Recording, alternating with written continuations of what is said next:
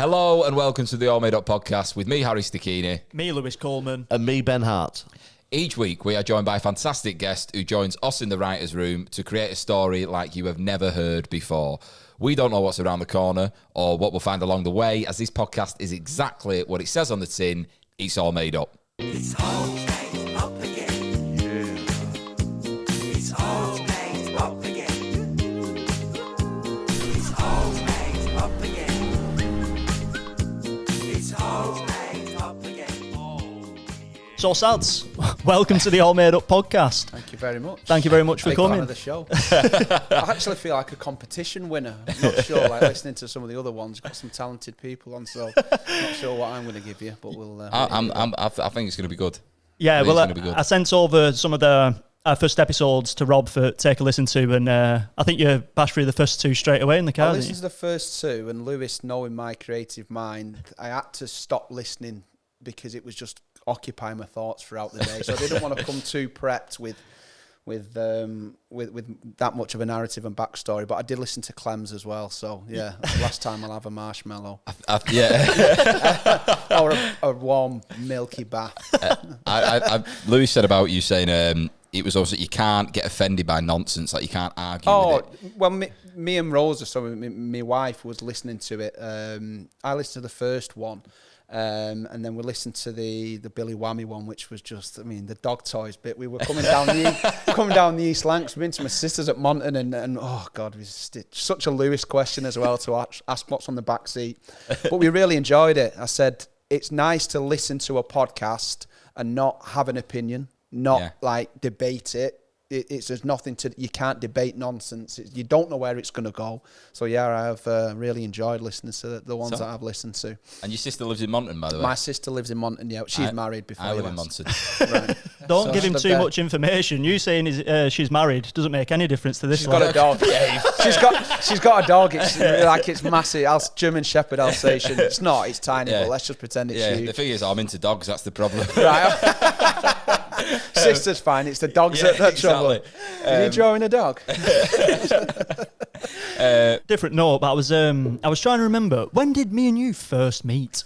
I think it was Pennington. I think that would have been through football. Yeah. Yeah, I think we met at Penny Clegg's. Yeah, obviously my brother-in-law was running it, and then I remember you coming in for a few games. But they were memorable. I remember playing on calls once, actually, around that time, and we lost 5-0 to Eynsford. I was playing for Prestwich. I think after about 4, I heard a shout from behind the goal going, "Why don't you try and use your arms?" It was 4-0 down, under the lights. I blamed my eyesight, but yeah, he thought I was playing without hands in goal. I wasn't the best of goalkeepers. Well, yeah, I think that's it. We met there, and then I went to uni, and then when I came back from uni, you'd started making videos for Atherton Coles at that point. Yes, and then we did we made a Christmas Stay video. Another Day Christmas video, didn't we? Yeah. Okay, with all the squad singing in it. That's just you and Lou. No, that's me and him, yeah. But it went wild online, didn't it? Yeah, it was for Ben's Wish, wasn't it? It was for that a charity was as well. So we raised quite a bit of money for a young lad from Lee who had leukemia. Yeah. I think we raised about $6,500. So we built it up, didn't we? Or something around that. We built it up over time, and then did people just donate after they watched it? Yeah, it was like it was a pay-per-view, was it? It was a donation. It was a Facebook release. We did it with the Just Giving. Sort of built it up, released it, and it just went absolutely wild online. I'm sure it was in a couple of newspapers as well. It went, because obviously we raised quite a lot of money from it. But That's decent. We did some great content. Kit reveal. The kit reveal one where we got the groundsman. What was his name again? Brighton. Brighton, that were it. Yeah. Stuck him in a penguin outfit, wasn't No, it? the one who was stuck in a penguin outfit, he didn't want to be in the video. He wanted to be in the video, but couldn't be in the video because he was on DSS. So he said he'd have to. So we stuck him in goal in a massive penguin outfit. He said, "I can't take my head off because I'm claiming disability allowance." Oh, right. I was going to say, what's DSS? But that makes so sense. he's claiming disability. So he said, "You can't show me face, but I'll be in the video dressed as a 6'5" penguin." That is funny. So yeah, I won't name him, but yeah, that was we did some good stuff. Yeah, what about the what was the other one? The Thingy Club. Tunnel Club. Tunnel Club. Right. Yeah. So obviously Man City brought out Tunnel Club. Yeah. So for those who don't know, Man City created this sort of experience for the fans and it's a glass tunnel for the players, which they walk through, and you can sort of see them walking through the tunnel, so it feels like you're getting that experience. Anyway, at Coles, for some reason, they've got an Emirates sort of tunnel. God knows how they've got hold of it. Big Emirates tunnel. So the video was essentially 2 of the volunteers sat on a picnic bench. On a picnic bench. With a glass of Prosecco. With a glass of Prosecco. It's not a see-through tunnel. It is one of those you pull like out. Tarp, yeah, you can't see through it. Yeah. But we put like Tunnel Club, and it's just them watching this tunnel as the players come out the other side, which you haven't seen. But I'm sure we put like £10 a ticket or something like that. Yeah. That's funny. So that was another good one. Did you ever manage Lewis? No, we only ever played together because it was further down the line. But the last football experience me and Sadler shared together was at Hinesford. You breaking your leg, which was not a good experience to witness. Were you playing? No, I was watching. You were tackling? No, God, no. That was. You know, it's not funny, but it is funny in a sense that I spoke to him like at 5 o'clock or 4 o'clock that day, and he was talking about like whoever wins this kind of wins the league. You know, what I mean, it's a big game, and I went, I bet there's be some tasty tackles. It was I turned up after about 4 minutes, and I think this is more like rugby union. Oh really? Oh, it was always going to happen. Unfortunately, it was pretty volatile early doors, but. Not a funny experience, but a very non-league experience. You being bundled into the back of a van. A carpet cleaning van. A carpet cleaning van. Yeah. And so you had to get all his tools out the van. This like electric ramp was coming down, and it's like, we'll be here soon, Lou. Yeah, we'll get you there, mate. No worries. Stabbing his head with a J cloth. He's lay on the floor of the clubhouse in between the change rooms, shaking like a shitting dog. So I've got him a Lucasade, I've got him a water, and there's like guys coming in, opening the door, banging it off the stretcher that he's lay on. A guy said, "Are you all right, pal?" As he spills lager all over him, lay on the floor. I was like, "Yeah, I think he's all right. Get out." He's trying to get an ambulance, and he's going blue. Yeah, he's starting to go into shock. I was like, "Is it broke?" His foot was facing one way, and had it completely gone? I wouldn't look. I'm squeamish. I've just told you this story, so I was pretending I was doing other things to help him out, but I just didn't want to look. I reckon we actually get into the podcast. Yes, 100%. Right. So this is All Made Up with Rob Sadler. It's all made up, baby. Right, so obviously you've listened to the pod before, so you have a bit of an idea of what the actual format is for the All Made Up pod, but I'll just give you a bit of a refresher before we start. Yeah. So as you'll see in front of you, there's a couple of pots where we pick starting sentences, finishing sentences, and prompts along the way.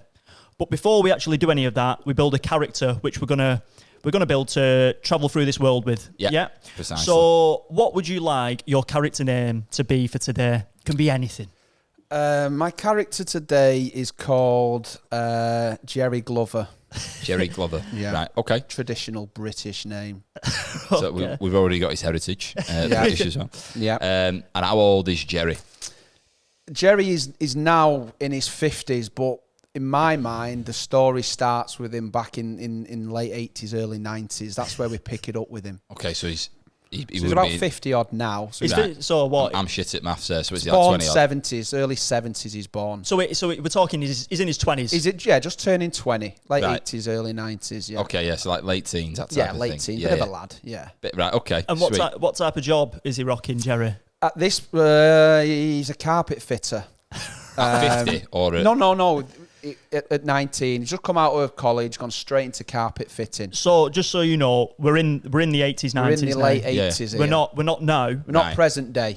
So he's in his early 20s, let's say, and he's a carpet fitter. Yeah. Is he any good at it? Not great. No, he's still trying to find his path. Right. Okay. So I'm guessing he's working for someone at this point. He's working for someone. Well, the last couple of summers he's gone a bit of a holiday camp at Skegness. Right, okay. So it's like a blue coat. Blue coat, Butlins. Yeah. What, does he fancy himself a bit of a singer? Or? He's a bit of an entertainer, yeah. He doesn't mind. Shane Ritchie's earned his corn there, hasn't he? Shane Ritchie? If you didn't know, he was a blue coat, Shane Ritchie. Was he? That's where he started. It all started for him, I believe, yeah. Yeah, fair enough. So he fancies himself as...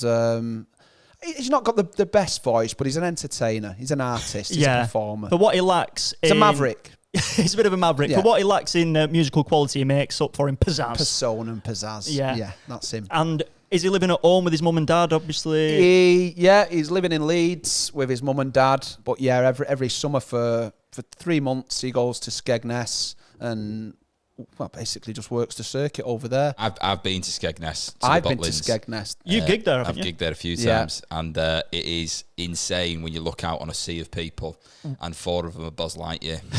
Mate, you're like, here we go. I had my first stag do there, so I've been married twice now. All right, okay. My first stag do was in Skegness, a 90s weekend. E17 headlined, and I come home from that thinking, apart from murder, anything goes. And even that is on the verge. Well, it was 6,000 people, adult only, fancy dress. I remember one night I was so pissed walking home and a giant cock just jumped out of a bush and went, let's go fucking mental. And I was like, well, you're giving me no option, mate, really. This kind of, what else can I really do? I can't play it down. So we just went mental. What year is this, by the way? We are going back, so about 2014, 2013. So E17, Keller Lorena, A1.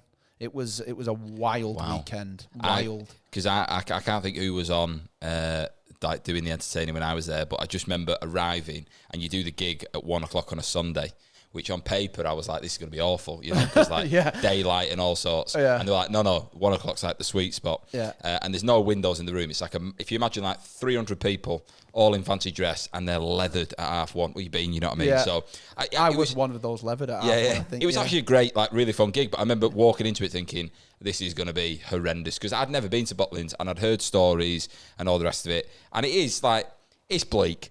Oh, yeah. It is. It's like, I stayed in one of the cabins where it all looks out like a grass patch in the middle, and there's people having like carling at 10 in the morning. Our accommodation, I'll never forget, it was called Starfish Quay. Right. And I was thinking it was all sea-based. So like lobster, lobster square, and just fucking mental. But obviously I was the stag, so on the second day I got dressed up as a horse, but they dressed my dad up as a jockey. My dad's quite a small man. He's about 5'2", 5'3". So for the afternoon, I had to essentially wear my dad on my back as they made me do party games and other things, and just ridiculous stuff. Yeah. What is a sad story is my granddad actually passed away that day, and this is a funny story with all of my friends. At Butlins? He wasn't. He wasn't. I say that is mental. If it was the case, it was a funny day. That's what did him. Yeah. No, he was on. So I was wearing my dad, and my dad was wearing my granddad. So it was like I can imagine the granddad walking with the horse at the front like that. My granddad was the trainer. No, so my granddad was ill at the time, and my dad, committed to the cause, made the decision to come to Skegness instead of look after his dying dad. But about 2 o'clock in the afternoon, I was on. I think I was being made to drink wine and all sorts. And I just remember my dad coming over. I was slumped on the floor, sat on the floor. I was that fucked, and he just kind of lifted my horse's head and went, "Rob, your granddad's dead," and then just put my horse's head back down and walked on, and then said, "Let's party on," kind of thing. So we all had a drink for my granddad, dressed as a horse. That's insane. Yeah. And he also, another funny story is just lifting your just lifting my horse's head. No, I didn't even look at me, he just whispered it in my ear. It could have probably gone through the horse's ear. Horse whisperer. Yeah, that is funny. But my best man did a quiz, and my dad's very competitive. He's a jockey. He's a jockey, yeah. He's so gonna be. The quiz was, he asked my dad questions, and if he got them wrong, I had to have a shot. So my dad failed miserably this quiz, probably because he just found out his dad's dead. So his head's not in it. You know what I mean? Last thing he wants is questions about his son's upbringing and genitals or whatever it was. So my dad's lost at the quiz. So then after about half an hour, we're thinking, oh, where's my dad? Oh, just give him a minute. He's found out with my granddad and that. He's obviously had just gone outside for have a cig or whatever. Yeah. Anyway, he's not. He's come back in. He's gone on and wrote his own quiz. Wow. Right? So he's gone away for half an hour to write his own quiz, which he can win.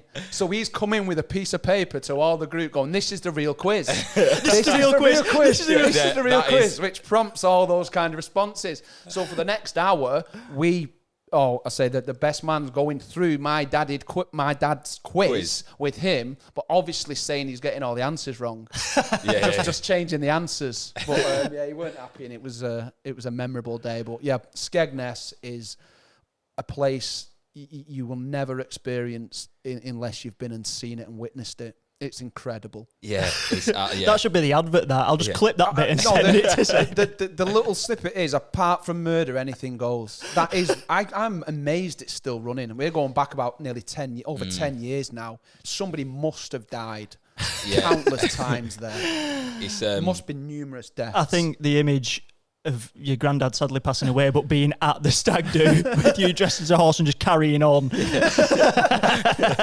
No, he unfortunately wasn't there, but that would have been the most memorable stag do of all. If your granddad dies on your stag do whilst you're dressed as a horse. Yeah, that's insane. But anyway, that's where Jerry Glover is currently working. He's at Skegness. I'll tell you what, that's probably one of the best asides that we've had at the moment. Mid-story, 100%. Right. So just for a bit of a recap for the listener. So we've got Jerry Glover, who works as a blue coat in Skegness, but is originally from Leeds as a carpet fitter. Lives with his mum and dad. Yep.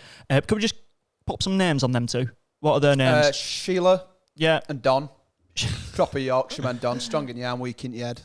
Not one of those. So lives with Sheila and Don. Is Don also a carpet fitter? Yeah, by trade. But he knows his son's shit. Yeah. Yeah, he's one of those where he's just kind of like, he feels obliged to give him a job because he's trying to find his path, but he knows he can't lay a carpet. Does he believe in him as a singer? Or no, his mum does. Yeah, he thinks he's wasting his time. What type of stylist? It's not really I won't say he's a singer. I think he's just one of those where he's thought, fuck it, I'm 19, I'm 20, I'm going to go and do 3 months at Skegness and see where it takes me. Right, okay. Yeah. And his mum believes in him? Yes. Do you know what? If you're thinking that at 19, that's quite bleak. Yeah. I think if you go, I've got all this time in front of me and I'm going to Skegness. Well, they didn't have Google back then, didn't they? So it might have been like he's flicked through an A to Z or something, or he's heard an ad. You know, if he's heard Shane Ritchie's bigging it up, then who doesn't want a piece of that? Yeah. So he's modelling himself on Shane Ritchie a bit? I think I'm just making reference to the fact it kick-started Alfie Moon's career, but I think for Jerry... I just imagine him in like paisley shirts in front of the mirror being like, I could do this. Yeah, I could do it, yeah. So just geographically, how far away is Skegness from Leeds? Well, it's right on the coast, isn't it? So it's just below Hull, so you're probably talking about an hour and a half to your right. Hour and a half east. Okay, and how is he travelling to Skegness? He's got a lift there. With who? Deborah. And who's that? Deborah's his cousin. Just cadged a lift with her. Right, okay. She was travelling by that way. She wasn't going to Skeggy. She believes in him more, as much as his mum, so I'll give him a lift. Right. I'm talking late 80s, early 90s, so... You're not talking about the transport that we've got nowadays. So he's gone in the back of her car, she's thrown all his stuff in for 3 months. She dropped him off, and there he is. And just before we get our first sentence, what type of car is Deborah driving? Bloody hell, I think it's a Ford Cortina. Right, a Ford Cortina. Right, nice. Yeah. Right, so let's say that she's just dropped him off at Skegness. He's at the doors, yeah? Yeah. So now I think we've built enough of the character to sort of get us on this first sentence. So in the green pot, if you just pick one of them up at random, whichever you like, and where there is a blank, replace it with Jerry, and we will incorporate that into the story. Jerry was convinced that they had met an alien. For Skegness, it's just this is perfect. But it's like, is it an alien? Is it an alien or is it someone in fancy dress? Yeah. This is going to be good. Right, so that's what we've got to build into the story. Okay, so maybe we drop that in just a minute. Yeah. He's arrived at Skegness. Yeah. What's the first thing he does? Does he go into his chalet? He's got to check in, hasn't he? He needs to meet. He's obviously gone through the application process. He's got the golden handshake. He's in. The golden handshake. I think he's got 2 or 3 days to settle into his digs before it's the first show. Right. Okay. So he needs to just get accustomed, find his way around and find his digs, find his chalet. Is he rooming with anyone, or is it like his own? He doesn't know, does he, at this point? Right, okay. So he's literally just walked through the gates. He's got his keys. He's in Lobster Lodge. Lobster Lodge. So there's obviously 2 singles. Communal bathroom, communal shower, communal kitchen, all your utensils that you need. But nobody's there yet. Right. He's just kind of settling in and having a look around. He'd dump his bags and go and find the pub, I think. Does he get given his blue coat at the door? Yeah, he gets his uniform on entry. Yeah, is that something he wants to get into like straight away? No, I think he recognises that the first couple of days are just getting accustomed to the environment and his surroundings. He's not one of those who's flash. He'll go out in his blue coat.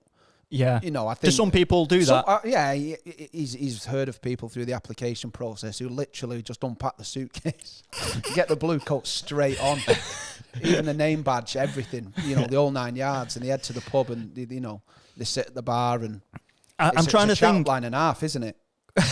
I'm trying to picture whether or not are you cooler in that environment to wear your blue coat, or is it like, oh, look at that dickhead already got his blue coat on? You know what I mean? How does that sort of play amongst all the other blue coats? He's a newbie at this point. He's a newbie. He's a fresher, isn't he? But there might be some like blue coats have been there like 20 years, a bit jaded. Well, I think like prefects. Yeah. So those who have been there, they've probably got a blue tie as well. You know, like your head boy and head girl of the blue coat. So he's not one of those. I think he's still a little bit wet behind. He's from Yorkshire, isn't he? So he's a classic lad. He just wants to dump his bags, whack on his denim jacket, and then get into the pub. Yeah, that's get out there, start get shagging immediately. Literally shagging out as he's dropped his bags. All the way to the bar. Right, okay, so he sees himself... He's literally just boiled the kettle. He's gone out. He's going to bring someone back ready for when the kettle's boiled.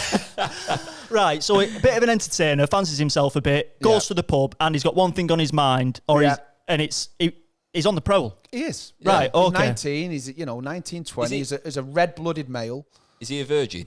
No. Right, he's seasoned pro. Yeah, he's knocked around 16, 17, 18. He's done the rounds. He's got his stripes. Yeah, 100. Yeah, no, he's not a virgin. He's a bit of a lad, isn't he? Yeah, he's like I say, he's not flash, but he knows his way around a woman. All right, okay, nice. Around her. Yeah. Right, okay. So he's in this pub. I'm guessing it's. What's the name of it? What's the name of the pub? The Dog and Duck. The Dog and Duck. Right. Yeah. So he's in the Dog and Duck. So anyone on karaoke? On site, yeah. Anyone on karaoke? It's open mic night.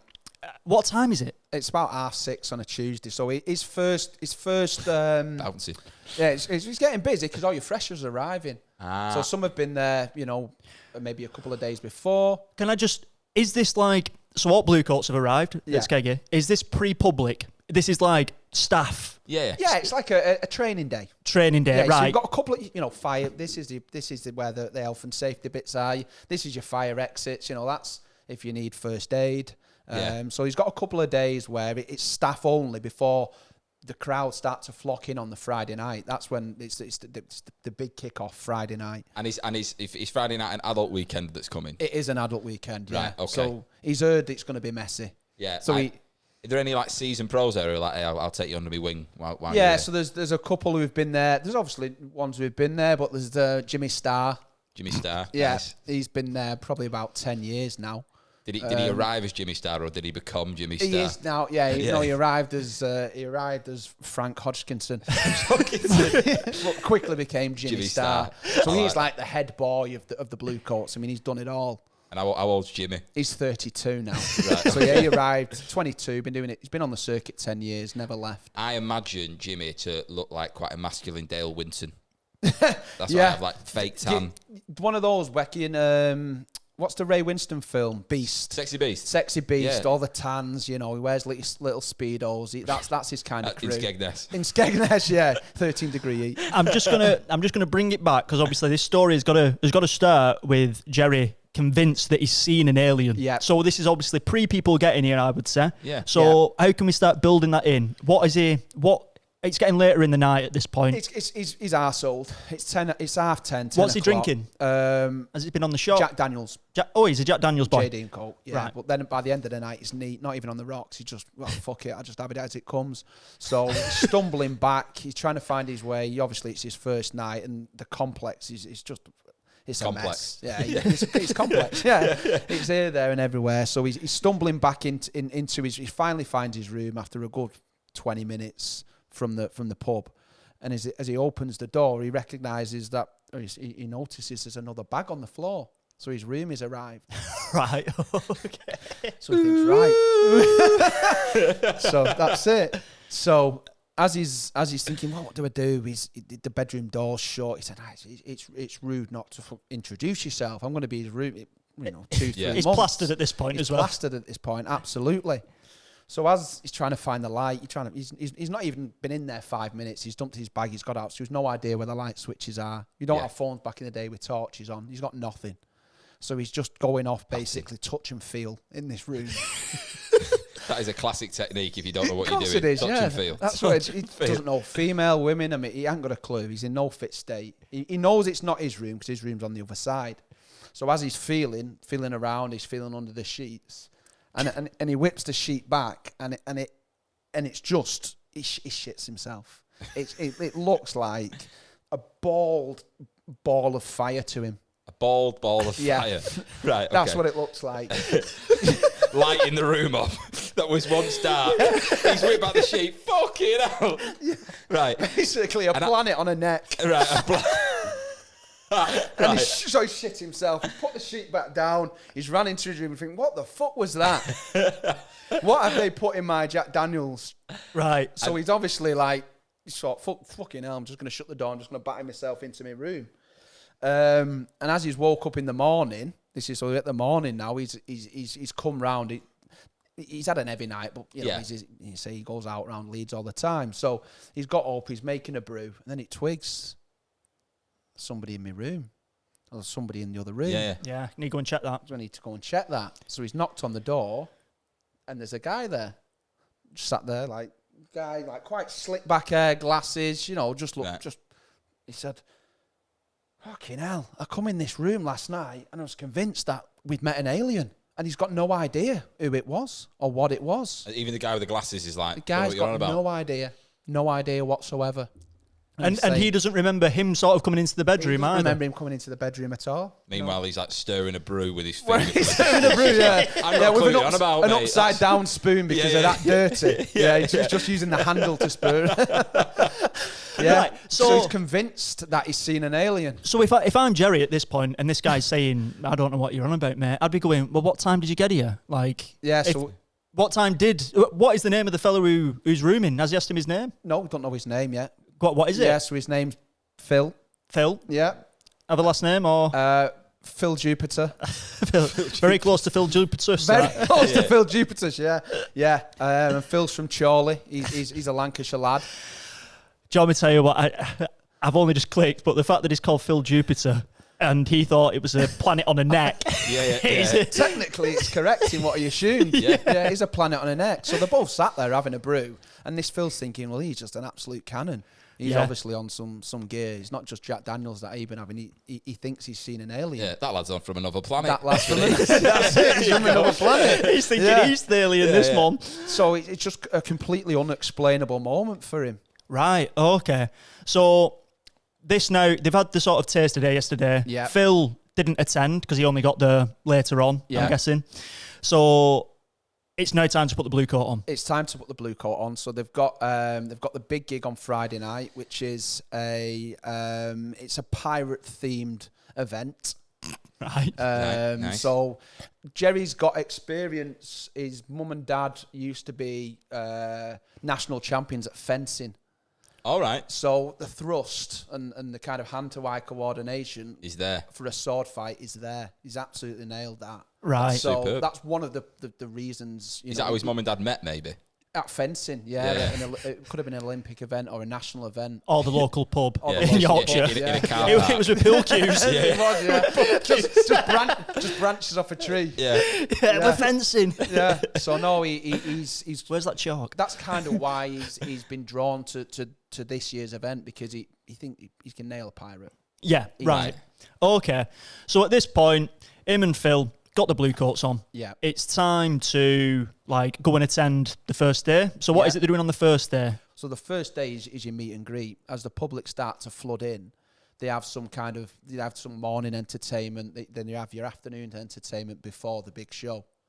So for the morning entertainment, he's on one of those stalls, where you just throw wet sponges. So he's in the stocks for the morning. That's his first day. He's hanging out of his ass, and then Wow. he's thrown into the stocks where they're throwing wet sponges at him for an hour and a half. And who's throwing him? Is it obviously it's an adult weekend? It's the adult, yeah. Yeah. So yeah. is it like is it a stag? Is it it's just one guy stags, on his it's own? Hens, it's people. Yeah, probably back then, if you went on your honeymoons and stuff, you might have even gone to Skegness. I love you so much, babe. That's it. Yeah. What better way to impress your new wife than Skegmess? So that's what he's doing in the morning. In the afternoon, they've got like a lake, so he's on the paddle boats. Right. For the afternoon, like as a bit of a tour guide, sort of. He's the one paddling it, and then he's got couples on the back. Do it, yeah. A tour Obviously guide it gets a bit rowdy. In a lake in the Butlins. lake, yeah. So this is the other side of the lake. Yeah, this is it. And we're now going to go back to the other. This is a life jacket. Yeah. They're Just ducks. touring what's on the actual boat. That's kind of the romantic vibe, isn't it? Yeah. You don't get many stag and hens do on the boats. It's more if there's couples or the older who want a bit of the quieter side. You know, like you go to Albufeira and you've got the new town and your old strip. Yeah, that's kind of like the older side. So it's a bit of a he's at a two ends of the spectrum really. He's been in the stocks in the morning and then it's a bit of a quieter afternoon. They do say that Butlins in Skegness is like the English equivalent of the Algarve. Yeah, you know what I mean. I've heard it referred to as Venice, that lake. Quite a few times. It's very similar. Just like cans of Carling bobbing around. That's it. Yeah, just red stripe, just being knocked back. Yeah, Skull. It would have been back in those days, I think, wouldn't it? A kind of Skull. Shit. Yeah. Never cold. So let's imagine he's just got out of the stocks. So this is before his evening shift, right? So he's got out of the stocks, sopping wet in his blue coat. He's going to have to get that dry cleaned. Yeah. Let's get a prompt in and let's see this story just take a bit of a different direction. Okay, so that's any of the orange ones. So we'll incorporate that in a few minutes. The glow of 24 screens erupted into life. Right. So that was the glow of 24 screens erupted into life. Okay. While Jerry, it is Jerry, isn't it? It is Jerry. Jerry's out and about. Is Phil doing a similar thing? Is he like with Jerry? They doing like the same activities together, or? Yeah, so Phil's doing some other activities. He's working. He's collecting glasses and that kind of thing. So they do a bit of both. I'm not sure Phil has got the expertise to be in the Friday show. Right, because I imagine if I was Jerry and I'd be like hungover, I'd been hit by sponges and all that, and I wasn't with Phil, I'd be walking around thinking like, I definitely saw a planet on someone's head last night. Yeah, it's going through your mind, isn't it? Oh, it would be. Because what they're saying, if you're in the stocks for an hour and a half, just find your happy place. Yeah, so he's obviously trying to switch off. And it's taking him difficult. back to essentially what he thought was a planet on someone's neck under a sheet. Yeah. On his first day. On his first day. It's absolutely, it would throw you around the bend, wouldn't it? Because you've gone with like, I'm going to have such a mint time at Butlins. That's happened on your first night. But he has a history of hallucination, though. Jerry does. Yes. Right. Yeah. Okay. So, in the past, he was convinced he was a knight at Camelot. Right. Fencing background, as you see. Yeah. Again, sword-related activity on a horse. So he's come in from a night out. Again, pissed up. Woke up the next morning and convinced he didn't actually go on the piss and he was King Arthur at Camelot. Right. Okay. Right. Okay. So he's got a history of seeing things. And he's aware that he has got a history. Yeah. So So he's doubting himself, but also thinking that was very realistic. That was extreme, very vivid. Yeah. Bright. It was That's bright. Yeah. Bright. In a dark room. Yeah. And there was no like singed bedding or anything like that. No, there was no singed bedding. No. Well, there was have no you met like your new flatmate who sleeps under the fire blanket? Have you met him? Yeah. There was no like ash remains. From a planet that is not from this realm. No. Yeah. I'm just going to throw it out there. We haven't actually picked our last sentence like we usually do. Shit, so we haven't, shall we do that now, just so we know where we're heading towards? Sorry for the listeners if you are really pedantic about the rules, but we've just been on that much of a roll. I think it's been it's thrown the format. Anyway, so the red card. Yep. Pick out one of them, and that's what we're eventually going to work towards. That's going to be our ending. Orange juice never tasted the same again. Right, okay. So that's how we're going to finish with the orange juice. Yep. So just keep that in the back of our mind. But the last prompt that we got was the glow of 24 screens erupted into life. Yeah. So in the next 5 minutes, we'll try and get that involved somehow. I imagine them 24 screens. It's a Friday night show. Oh, right. Okay. I was thinking like arcade. That's what I had. Like, like the. But just on that, so you're saying it's Friday night. He's arrived on what day? Wednesday. He's arrived on Wednesday. So today must be Thursday. Yeah. And tomorrow... yeah, I'm not sure how Skegness works in way of days. You do lose days when you're there, so it could be Monday. But yeah, let's work off real time, and it's Thursday. So it's Thursday. So yeah. So I'm just thinking with the glow of 24 screens, I reckon that's happening today. Yeah. And then tomorrow, something else is I think you're right. I think it could be the arcades. Right. Yeah. Okay. I've never been... I'm trying to imagine what an arcade at Skegness Imagine is like penny machines. Right. Like 2p machines, stuff like that. Yeah. And then like House of Dead. Right, but they've got to these arcade machines, like it says on the front, have got to erupt into life. So well, they're all either coming on at once or they get brighter, like this planet on the neck sort of thing. Well, I think what we've probably failed to cover is that there's been a power outage in the afternoon. Right. Okay. So as Jerry comes back from the lake, he's gone back to have his. He's gone back to get a shower because he's gone straight from the stocks. As you say, he's piss wet through and he's got splashed in the lake. So he's gone back off to... the stags. Yeah, he's got, someone's pissed on him, got out of hand. So he's gone back to wash his blue coat and his shorts, and Phil's in there. Now, Phil's a sparky. Phil's an electrician by trade. Right. Hence why he may have looked like a ball of light. Right. So he sleeps like a torch. Right. He sleeps like a circuit board. Okay, yeah. He takes his job seriously. So as he's gone back to get a shower and just freshen himself up, Phil said he's got a call from head office. Rita's head office has said the electrics have gone down, so the dog and duck's gone. You've got to bear in mind, this is the big Friday night show, so they're shitting themselves. They've got 6,000 thirsty, hungry punters eagerly anticipating what is probably the biggest pirate show since... Pirates of the Caribbean. Which didn't exist in the 90s, yeah. So since I'm trying to think of a pirate Pirates from the 80s, Hook, since Pan. Since Pan, yeah. I like how they refer to it. This is the biggest pirate show since Pan. Yeah, so everything, it's pandemonium over the site. Through the staff. Not just the stags. So the power's been down for an hour. So Phil's gone to he's brought his tools. Just his magic fingers. His magic fingers, yeah. So digits like ET. So he's gone back to get his tools, and Jerry's seen him coming out of the chalet. What's happened? Oh, fucking power's gone everywhere, mate. It's a fucking shambles. So I'm gonna have to go and sort it all out. I said, all right, fine. So Phil's run out. He said, where are you heading? So he's heading to the main complex. Right. They've got like a Wimpy, a Dog and Duck. They've got the arcades. They've got the Grand Hall. It's everything where it's going on. So Phil's going over with his tools, and Jerry said, give me 5 minutes. I'll freshen up and come and give you an hand. So he's freshened up. He's got his blue coat back on, but it's still a little bit damp. So he's followed Phil in. Phil's headed to the arcade first because that's where a lot of the money is. Yeah, being made. Small change, but people feeding the arcades. So Phil's gone in, got his toolbox out, started to look through the circuit board to try and fix this. He's under pressure because he's got Rita on the walkie-talkie saying, "Look, how are we going on?" So anyway, he's flicked the switch, but Jerry's got quite close to him now because he's quite intrigued. And as Jerry's kind of like leaning over his shoulder, his blue coat, his sleeve is wet from the stocks. It's like scraped across the circuit board, and then pop, everything's come on, and the glow of 24 screens in the arcade erupted into life. So a combination of Phil's electrical skills and Jerry's coat have ended up bringing the flipping the fuse back on, and we're back in action in the arcade.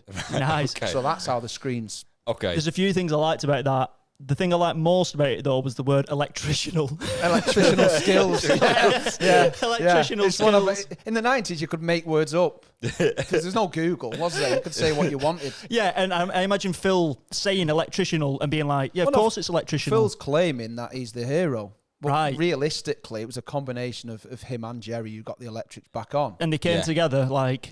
They came together, magnet and steel. Peas in a pod. Yeah. Magnet and steel. Magnet and steel, So that's what they're kind of known as a bit of a double act. So Phil carries on. He goes and sorts the electrics out in the Dog and Duck, and then he goes to the Grand Hall, and then within a couple of hours, we're off and running again. We're ready. All right, okay. So from here then, where's Jerry heading next? It's a Thursday night at this point. Yeah, so Thursday night's quiz night. So he's the compere. That's a big role. It's a big role. What I imagine is it was supposed to be Jimmy Starr. Well, yeah, but obviously what we've failed to mention is that whilst the electrics went off, Jimmy Starr was in the Grand Hall. Right, mid-performance. Singing what? Sweet Home Alabama. Right. Had that been released by then? Yeah. Late 80s, early 90s. Yeah. So it was a bit of a diverse crowd that day. So as the electrics have gone off mid Sweet Home Alabama, he's fell off stage. Oh, right. Wow. So Jimmy Starr, he's popped his knee. A star has fallen. A star has fallen. Superb. There he is. Yeah. So obviously Jimmy Starr was going to be the main pirate. Right. In Friday night's show. I just love the thought of a tannoy going round Skegness.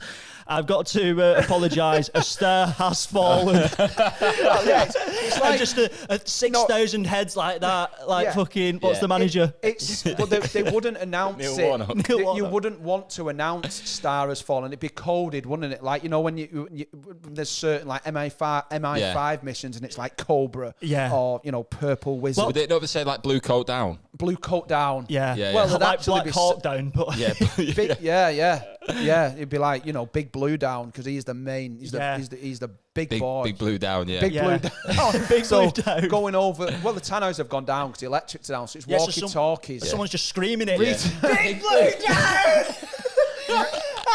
Yeah. So Rita is screaming from head office. Big Blue Down. Thursday night quiz night. Someone's got to step in and be the compere.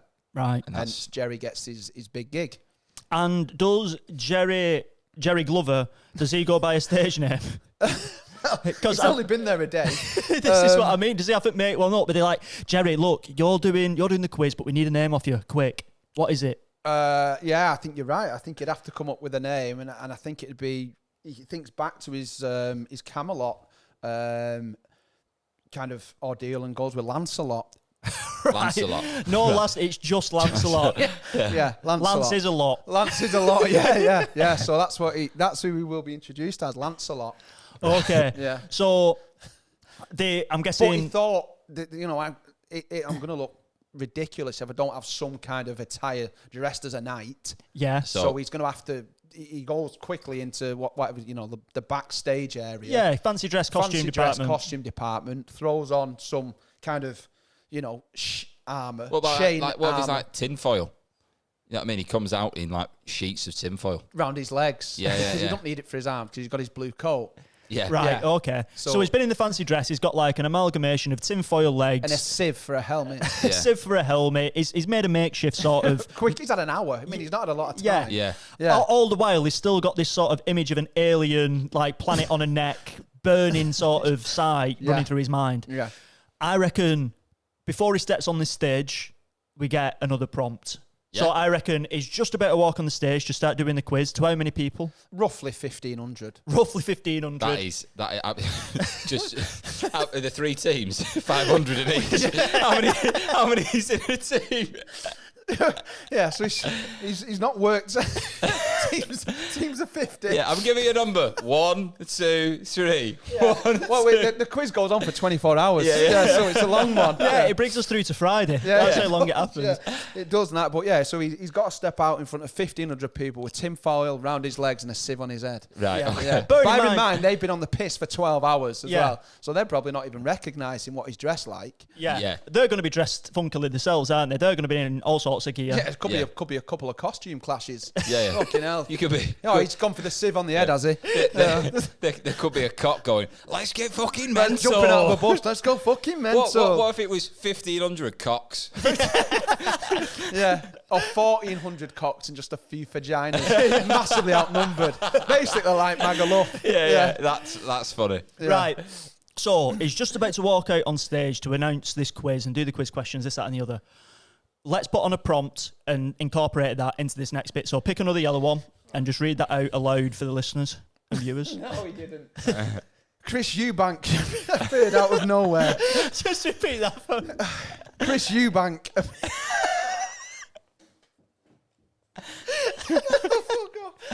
Chris Eubank appeared out of nowhere. That is great. It's such a place he'd show up though as well, wouldn't Honestly, it? I wish I was there. I was 4 at the time, but I wish I was born in 89, 90 for this. Right, so surely he's in the twilight of his... Well, he's in the peak of his career in 80s, 90s. Oh, absolutely. Yeah. So, so is there a chance that... Was he number one? Heavyweight number one? Like 92, early 90s, he was up and coming, so he might have been a young and up-and-coming boxer. So I reckon he's a bit of a draw for Skegness. Has he come of his own accord, or is he like a promo? He's a draw for Skegness, but we've got no idea why. Yeah. Just throw his name in. Fuck it, we'll book him. We'll think of something. Or is he boxing nearby? Well, no, the thing is, why he's there, because the Friday afternoon, it was a bit of him and Jimmy Starr, it was going to be a bit of a charity boxing match. Right. That's what it was. That was. And is this happening on the Friday? And this then was the Friday afternoon, and then the big show at night. They don't let you down, Skegness. Yeah, they do not leave you disappointed. That's quite a big event before the big event. Packed. Yeah. So just to get this straight, so Jerry's just about to start doing the quiz. Yeah. Later on that night, there is a fight with Chris Eubank, supposedly with Jimmy Starr. Yeah. But Jerry's filled in for Jimmy Starr doing the quiz. Yeah. Is he getting roped into this boxing match a bit after as well? Well, Rita's worried about putting too much on him. Of course she is. There's 1,500 there. So she has got somebody in mind who's also there on his first day, a young Welsh lad who's rocked up. What is he called, Joe? He's not Joe. No, it's Bryn. Bryn. Right. Yeah, a bit stereotypical. But Bryn has arrived, and he's from a boxing background. Right. Okay. So you think, right, okay, I've roped Jerry, and he's doing a quiz in front of 1,500. I'm going to have to find somebody who's at least passable. Right. Because Jimmy Starr, he's been around the circuit a few times, Yeah. Boxing, it's water off a duck's back to him. Yeah. In the lake that Jerry was on a boat on. So Bryn's going to get drafted in for the charity boxing match with Chris Eubank later that night. Right. Okay. So with Chris Eubank appearing out of nowhere, in this quiz, is he thought, right, I've got a boxing match tonight. I'm just going to relax and do this quiz. So Chris is at the quiz. Is he part of a team? No. Just playing by himself? Yeah, just at his own with a drink. Yeah, a little bow tie. Surrounded by 1,400 inflatable penises. Easy enough to spot. Right, okay. So, let's just say Jerry dives into this quiz. Yeah. What's his first... Has he been given a sheet? Good evening, Skegness. Is his first line. Right, that's what he's going to ask. Yeah, ask me... Yeah, you're Jerry. Yeah. And you're addressing 1,500 people dressed as penises. Chris Eubank's in the front, and you're trying to get some control for this quiz. Yeah. Take it away. Good evening, Skegness. Woo! Are you all here for a good time? Shut up, you dick. You're the dick. There's 1,400 of you. Hey! So he's off to a flyer. Yeah, he's there ready. He's already batted back. All that's going on. Chris Eubank's so not impressed. Just waiting for the quiz to start. Yeah, he's not happy, Chris Eubank, at all. But he's off to a flyer. He's had a bit of rapport. Someone's obviously tried to. What do they call it in the comedian world when you heckle? Yeah, and he's won the heckled. Yeah, he's rolled with the punches. Rolled with the punches. Rita's in the crowd. She's taking notes. Oh, he's dealt well with that. Dealt well with that. Ticking a box. Yeah. And it's his first time. It's his first time. He's carpet fitter by trade. You won't know it. Flipping heck. So yeah. Roll out the red one for this guy. Absolutely. Yeah. So he's off to a flyer. He's kicking off the quiz, and the first round is general knowledge. Right. I just like the idea of him winning the crowd over and then them just being in complete silence for the quiz. So no rowdiness whatsoever, just 1,500 silent penises. Or some of them chatting, and other penises going, shh. Yeah. And being popped if you're too loud. If you're loud and you Rita's going round with a needle. Yeah, that's it. Yeah. You're right. Carry on, I'll pop your dick. I think it's like, when you at a party when you play musical chairs. I went to my nephew's presentation on Sunday for football, and they played heads or tails, so they stood everyone up. Yeah. And if you're heads, then you stay stood up. If you're tails, you sit down. So I think he's kicked off with a game of heads or tails, and if you've got to obviously put your hand on your bell end, it would be if your head or your balls if your tails, and if you get it wrong, you go round and you get pinned, yeah, popped, so you're done, you're out the quiz. So that's what he's kicked it off with. Right, okay, so let's say that he's got through this quiz. We're 8 hours deep. It's taken us to the early hours of Friday morning. Yeah. He's got down to the last 4 penises. Yeah. They're all tired. Yeah. What's the prize, by the way? A meal with Chris Eubank. It's got to be. Yeah. Is Chris Eubank still in? Asleep. So Chris Eubank's awake now because you're down to the last 4. You're going to have to. He's missed his fight. You're going to have to. He slept through the charity match he was booked for, and he is now engaging with potentially one of his dinner dates for the following day. I love the idea of Chris having a boxing match that night. Obviously, He's thinking dressed in his gear. He's dressed in his gear, but he's still in the quiz. Refused to fight in order to win it, and it's a meal with himself. Yeah. He's entered years. He's one of the last 4 remaining in the quiz. That's so he's super. competing for a meal with himself. Right. Okay. Anyway, I like the idea of there being a final quiz question, and it obviously being between 4 people at this point. And it's a sports question. What is the question? Well, the chances are that Chris Eubank's going to know it, right? Because it's a sports question. But given his background, it's a fencing related question. Right. Right. So Jerry's made this question up as like a tiebreaker. Very quickly. He's run out of questions. He's been going on for 8 hours. He's run out of oxygen. Questions. So he's got the final question. Sport on the go with what you know. Yeah. Yeah. So he's gone with what is in the Olympic form of fencing. How many points is a strike to the chest? Do you know the answers to that? I don't know. But Jerry does. And I'm not in the quiz. So the answer is 4 points. Right. Yeah. Nobody gets it right. You wouldn't, is it? It's a fencing-related question. Yeah. No one guesses 4. No one guesses 4. We have a 2, a 1, a 6, a 7. So he has to go back round to a tiebreaker. The only way we can try and get a result here is if we make it a boxing-related question. Right, okay. So the question is, in your average boxing bout, how many rounds are generally in a boxing round, which is 12? Yeah. Finishing 2 with me though. If you don't go to the championship rounds, yeah. So obviously, bang straight in. Chris Eubank's in there with 12. Jerry said incorrect answer. It's 10 rounds. Now at this point, Chris Eubank's absolutely fuming. Yeah, swinging. Took his gloves off. He's been writing his quiz answers then in gloves. He's got his gloves on, absolutely fuming, storms out, refuses to do the meal the next day. So whoever's won. The chap who's won is a guy from Paul from Brighton. He's now not even got a prize because Chris Eubank stormed off, refusing to stay on site. Bad loser. Yeah, bad loser. So it's been left with Rita to try and organise another prize for the winner on the Friday afternoon before the big show. Before the big show. I cannot wait for this big show, by the way. I know, it better not disappoint. Right, so just to recap now for the viewers, we've got the last line, which was, and something about orange juice. Orange juice never tasted the same again. Orange juice never tasted the same again. Mm-hmm. Yeah.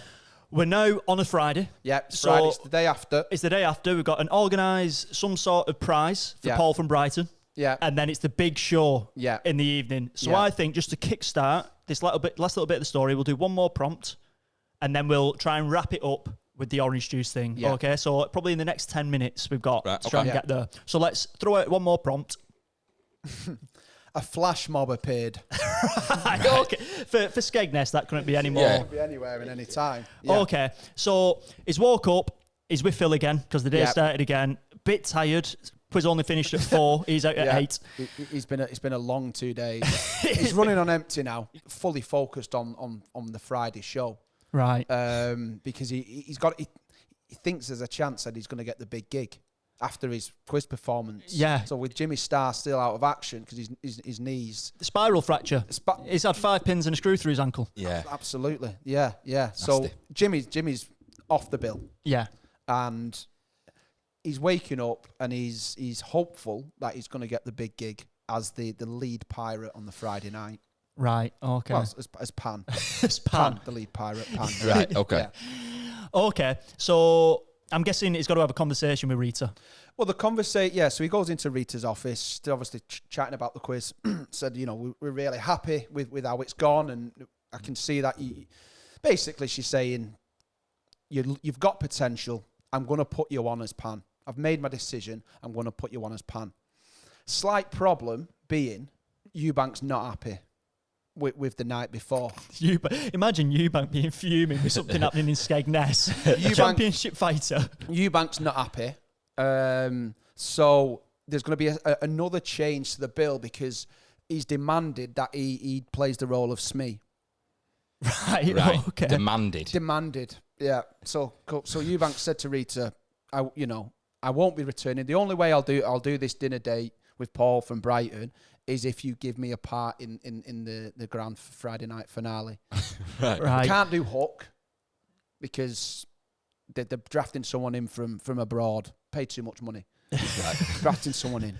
Europe's best Hook.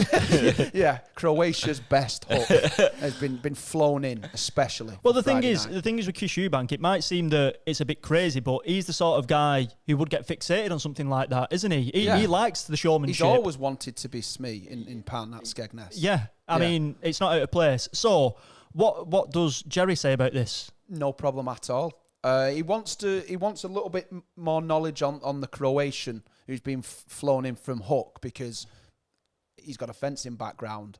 Right. So he's thinking, got to make it look convincing. He's got to choreograph it, hasn't he? So are they going to get a bit of rehearsal time or no? He's arrived late, flight delayed. So he's a little bit worried about that because he's confident in his own ability, but that chemistry with you.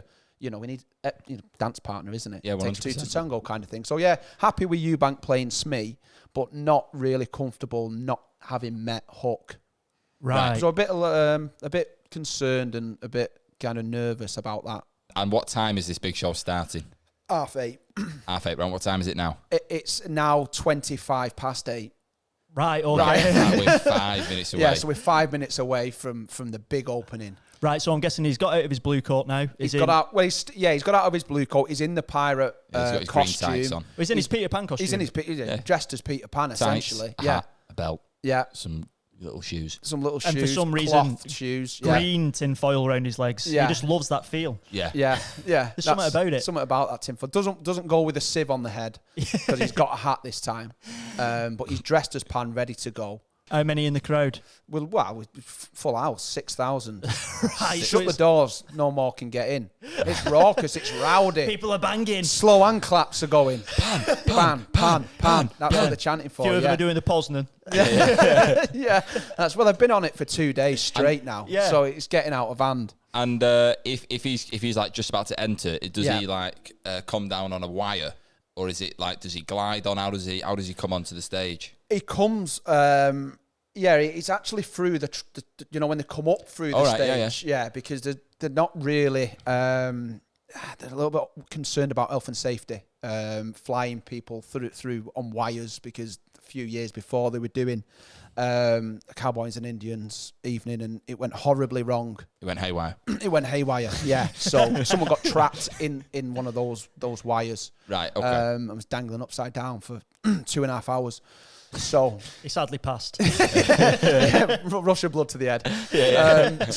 They don't none of those tricks anymore. They'll keep it quite low key for the entrance and hope that just the kind of the event itself takes the crowd to where they need to get. So imagine this grown adult, which is euphoria. Screaming for Chris Eubank in tights. Yes, the player 6,000 Skegness party was waiting for a play of Peter Pan. Chris Eubank is what's he playing against? Smee. They've got Chesney Hawks on Saturday night as the headliner, but they're not arsed. They want Pan and Hook. They've heard this fight is going to be epic. They want blood. Yeah. Okay, so he steps out. So is it a bit of hush hush? Yeah, it's definitely quiet. Smoke comes up, and then he makes his appearance through the smoke. He says, "Hook, where are you?" I'm not really Yeah. I can't really remember. I remember that from the film, though, yeah. He's lost in the smoke. Yeah. He's just trying to find him. The show hasn't started. Where are you? Again, he's touch and feel in the dark. You know, he's gone back to the other night with Phil, where he's under the shit. Where are you? The smoke's like, Phil's gone heavy on the smoke machine out back. So he's literally, he can't see anything. Coughing as he's... Yeah, Hawking, where are you? Fucking eyes are streaming. Anyway, smoke alarm goes off. 6,000 absolutely fuming. What's happening? Yeah, so the fire alarms. It starts pissing. Water. But quickly it's put out, and the smoke. It's kind of like where you look on stage and then he's just piss wet through. You know, he's just like a drowned rat, and his moment has absolutely just been ruined. His entrance is gone. So it's hard to get the crowd back in. But he knows the appearance of the Croatian hook. He's going to pull them back in. He's going to hook them in. What's going to pull them back in. So as they're all stood outside, I'm sweating more than the crowd in there on the night. So as they're all stood outside, they hear this kind of thunder from inside, and then there he appears, the Croatian hook. So just out of nowhere, this mob, a flash mob, you could call it, of 6,000 just come back straight in to the hall and just storm the stage. On each of the shoulders so they can all fit. Yeah. They're trying to rip his hook off. And right. Obviously... Someone's pushed Eubank over. But I was going to say, if they're trying to... Smee's gone. Looks after Hook. Yeah. I imagine them trying to get him and Eubank's just knocking people. Yeah, but he can only take on so many. Yeah. I mean, there's 6,000 of them. Yeah. You know, Harriet's a lot. So he's been pushed over. He's been trampled on. The Croatian hook is fuming. For some reason, there's just a massive pull for the Croatian hook of these 6,000 partygoers. Fuck Eubank, not us about him. We can't control our excitement. Do you know what it reminds me of? And I wasn't there, but if I'd have seen it, you know, in Game of Thrones where Jon Snow's in that island surrounded by the what they call the Iron Men, aren't they? The night.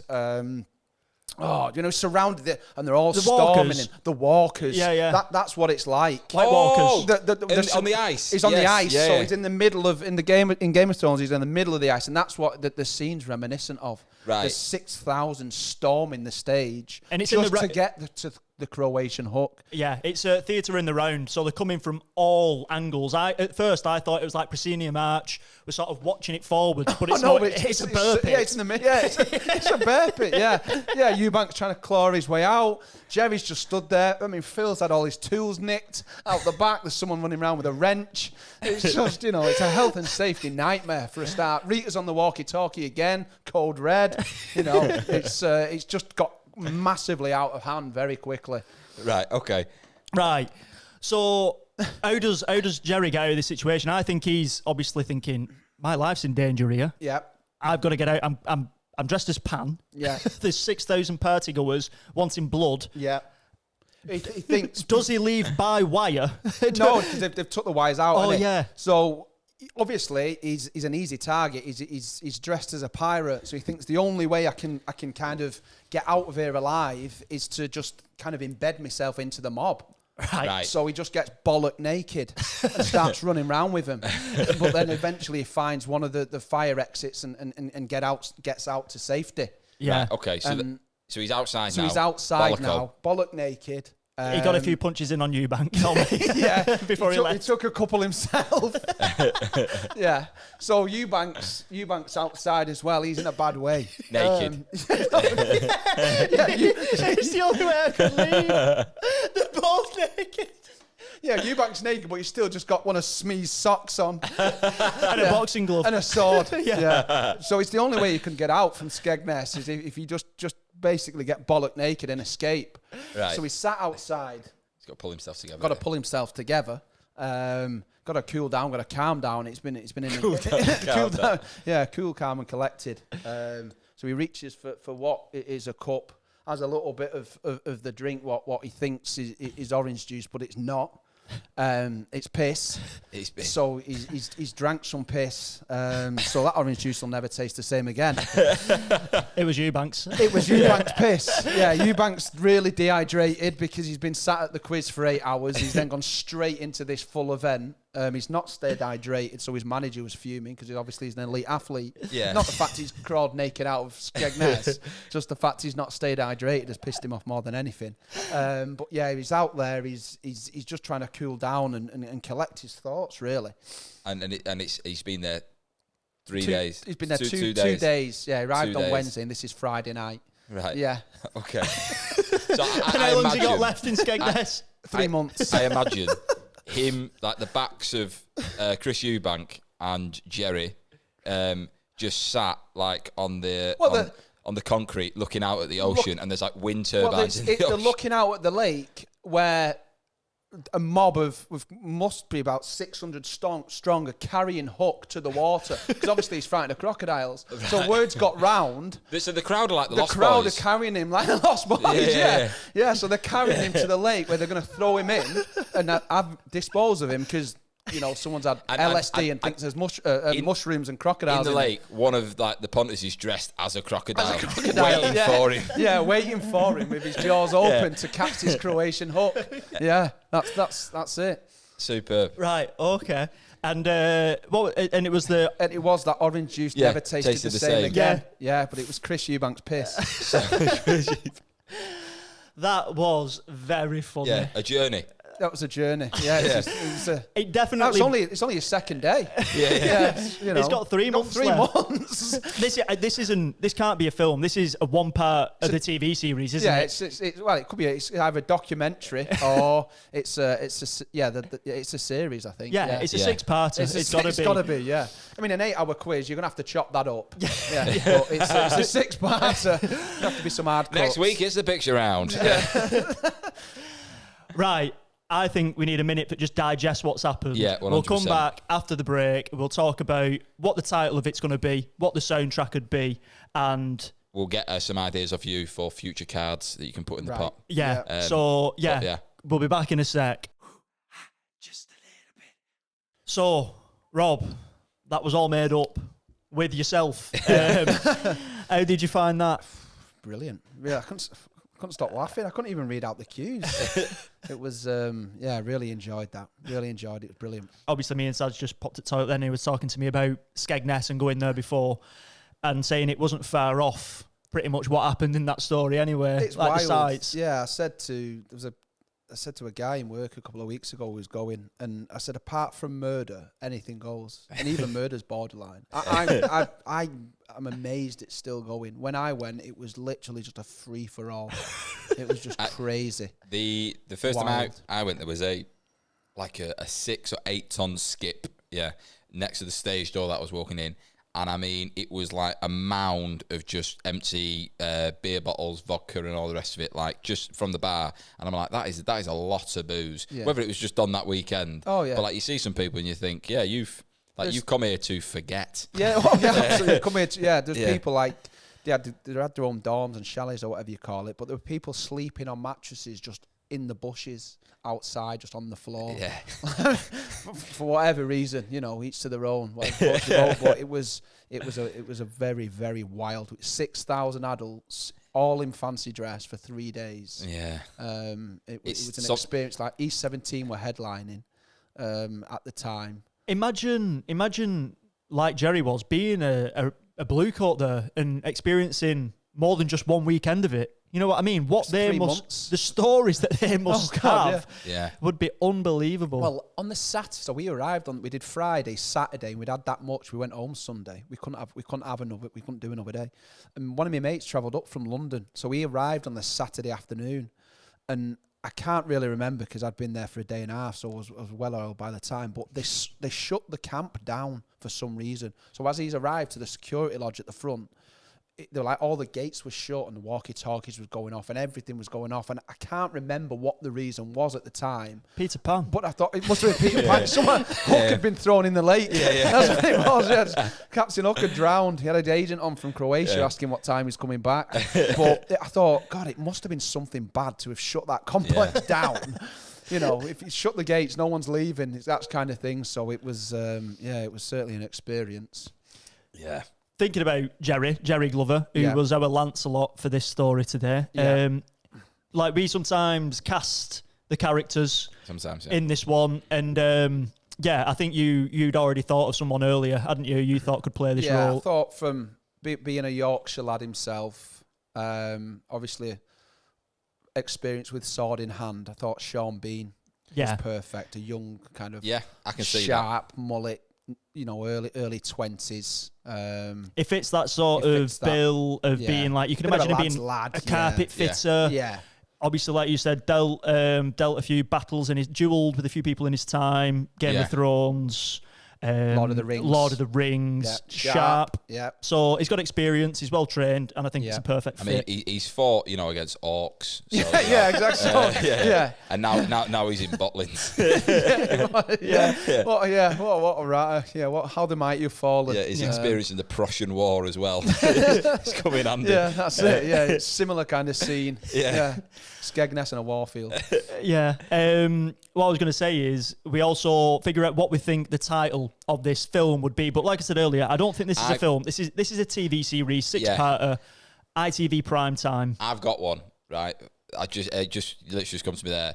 If you called it Skegmess. I thought Skegmess. Exactly the same thing. Skegmess. Yeah. And then what's the tagline? It's like, could be like a bit of a documentary on the dark, really dark, but the darker side of Skegness, the untold story. Skegmess, the untold story. Yeah. And it's like a mockumentary style. Style, yeah. You know, we're following Jerry Cannon this week. Yeah. It's his first trip to Skegness, and this is what he's got up to, sort of thing. Absolutely, yeah. I do like that. If there was a soundtrack for this trailer about this series, what would the song for the soundtrack be? Could it be "The Boys Are Back in Town" by Thin Lizzy? That is a tune. Yeah. You can imagine that riff. Yeah. Yeah. What's happening though? So we imagine first shot of this trailer. I think it's when they just open the gates, like to the crowd. You know, like they do at Glastonbury, and they open the gates. Like they all just that could be like the opening. Yeah. Where they arrive on the Friday. They just open the gates, and it's just carnage as they descend. So if that's the soundtrack, then what's the poster like? What do you see in your head? Yeah. Because I imagine like the lake. Yeah. A blue coat just floating on it. Yes. Obviously, you've got to have like a splash with a hook maybe popping out the water. You know what I mean? Yeah. You could maybe have like Eubank in the boat, but you know when the boxers sit there with the hoods over. Yeah. So he's like there, like on the lake with his gloves on. Like carnage. Yeah. I mean, everyone's in the water. Everyone's round the water. It's just it's a mess, isn't it? And there's a blue coat just floating. Yeah. I think that's very... And a sword. Yeah. I do like that. I think the coat in the water is very poetic. Like just seeing that drift. Well, it's what he's wanted. And, you know, it's not worked out, has it? So it's like he's not wearing it anymore. Yeah. I mean, he's naked in real life. He's naked, yeah. I mean, just that mental note of being sat, just put yourself in Jerry's shoes here, just for 1 second or lack of. You've just escaped 6,000 partygoers in Skegness. You've escaped by being bollock naked. You've ran through the crowd, took a few punches along the way.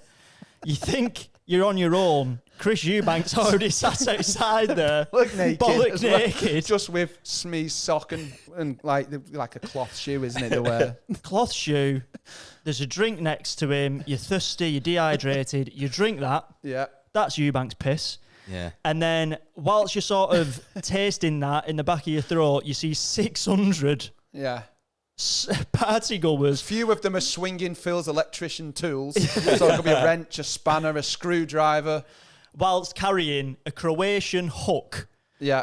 Not object, the actor. To a lake, to another partygoer who's dressed as a crocodile clapping his hands together. Whilst Rita's shouting code red on the walkie-talkie behind. Code red, they've got They've got Dimitri. They've got Dimitri, and they're going to throw him in the lake. She's had to reveal his name. Yeah, Dimitri Hook. Yeah, that's his last name. Yeah, That's funny. He was a crowd pleaser. That's what the big draw was. That's what got them all back in. Some of them are still inside though. Some of them are still in, trying to put their own play on. Right. Mutiny. That's what's happened. Some of them are, the show must go on kind of thing. So there's a few pissed up punters who've been there. Put on the outfit Fight. spot. Put on the outfit spot Put you on the guys took outfits. out. Put on the remainder of the outfits that are left and starting their own show. They're trying to stop him, but they're just batting him as they're trying to get onto this burpit stage.